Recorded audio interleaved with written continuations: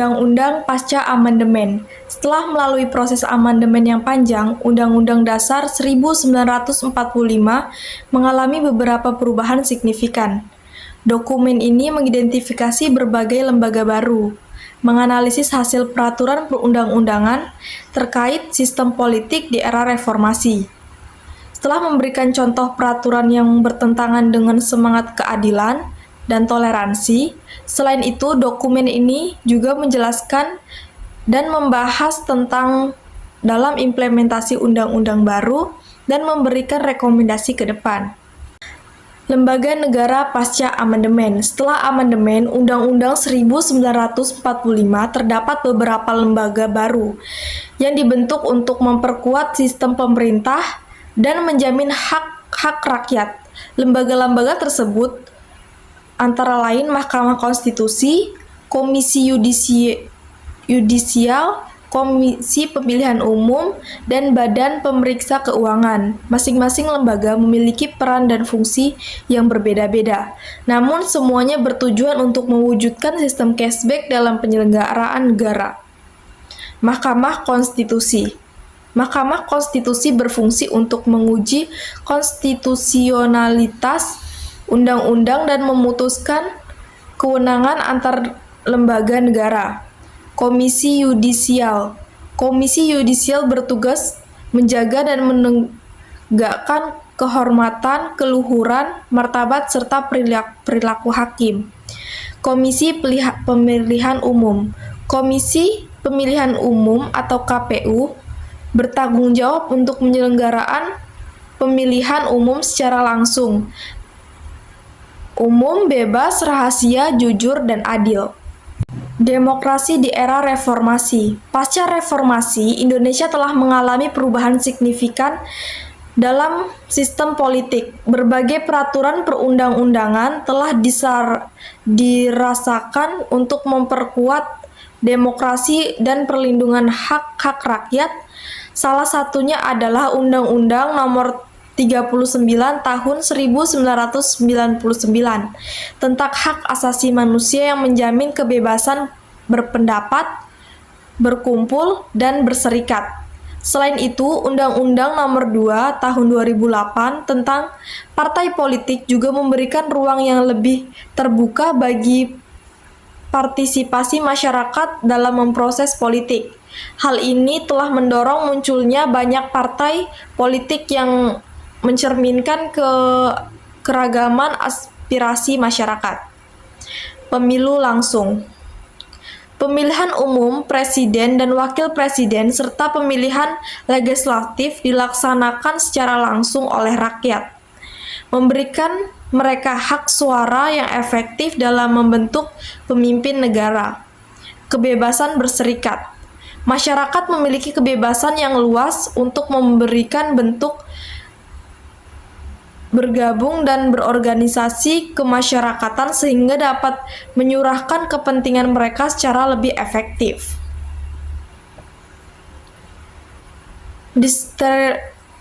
Desentralisasi pemerintahan.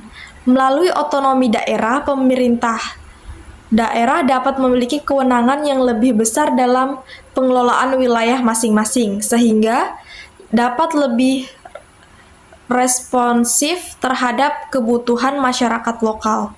Peraturan bermasalah. Meskipun banyak kemajuan yang tercapai, ternyata masih banyak terdapat beberapa peraturan perundang-undangan yang bertentangan dengan semangat keadilan dan toleransi.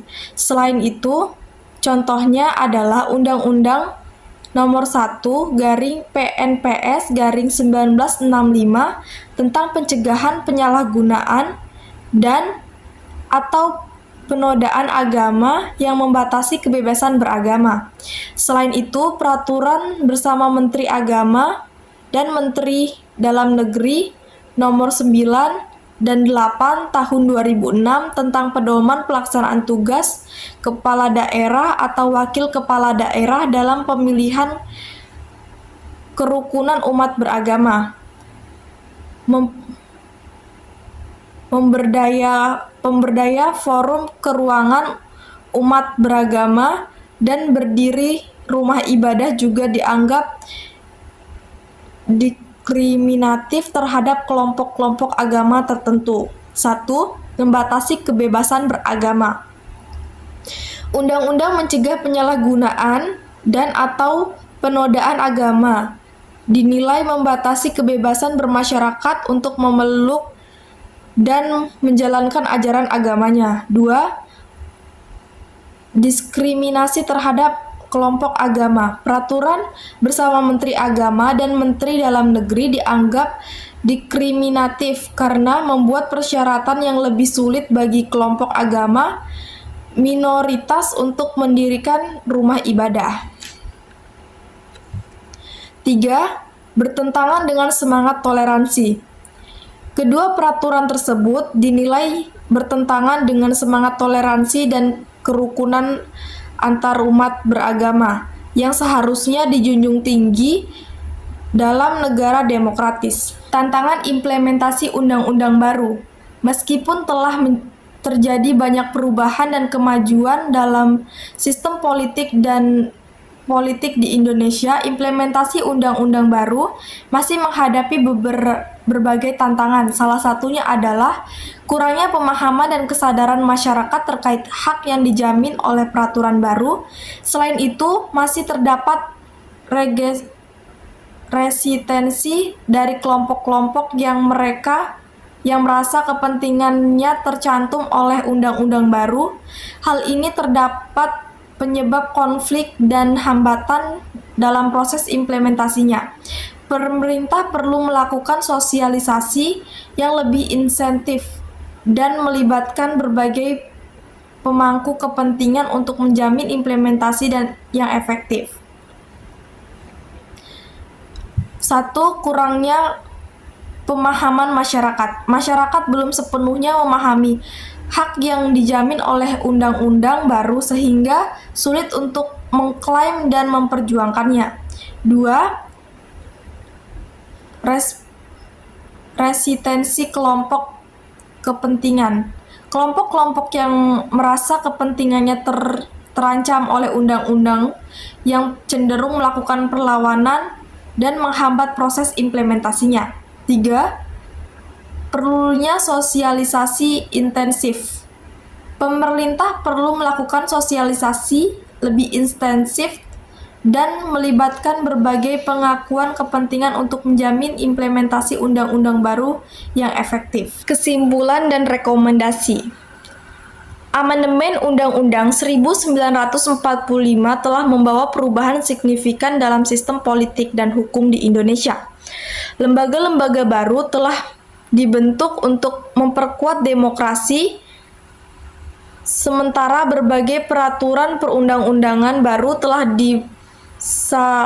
disahkan untuk melindungi hak-hak rakyat, namun masih terdapat beberapa peraturan yang dinilai bertentangan dengan semangat keadilan dan toleransi.